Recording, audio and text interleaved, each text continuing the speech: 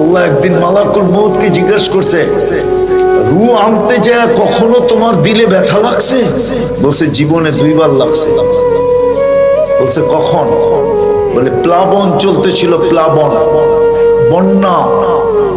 যমুনার পারের মানুষ তো বোঝেন, ঠিক না? আর বেলকুচিওয়ালারা তো আরো বেশি বোঝে, ঠিক না? যমুনাটা তো বেলকুচির কোলের ভিতরেই, ঠিক তো? ও পিছনেই যমুনা।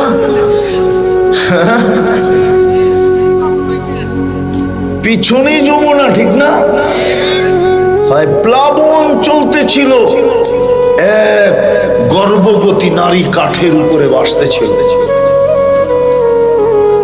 ওই সময় প্রসব করছে, চতুর্দিকে পানি আর পানি, পানি আর পানি। আল্লাহর হুকুম ছিল মাকে উঠায় নিয়ে আসো। মালাকুল মউত বলতেছিল আমার দিলের ভিতরে ঠক করে লাগছিল।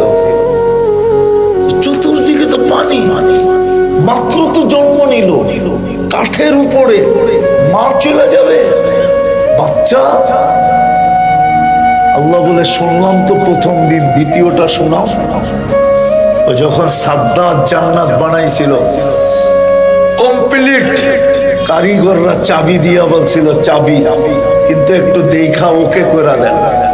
বাড়ি যখন বানায় না, তো সর্বশেষ কন্ট্রাক্টর চাবি দিয়া বলে আপনি একটু দেখা ওকে করে দেন, ঠিক না?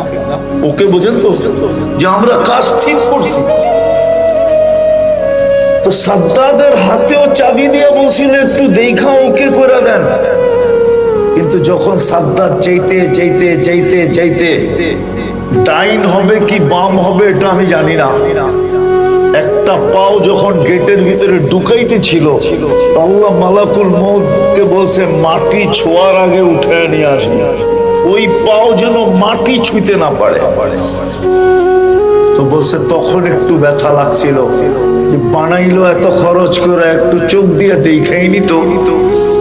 আল্লাহ বলে শোন, ওই কাঠের বাচ্চাটাই এটা, কাঠের বাচ্চাটাই, কাঠের বাচ্চাটাই। তো যেটা বলতেছিলাম, মউতকে মাঝে মাঝে আজরাইলকেও কাঁপায় দেয়।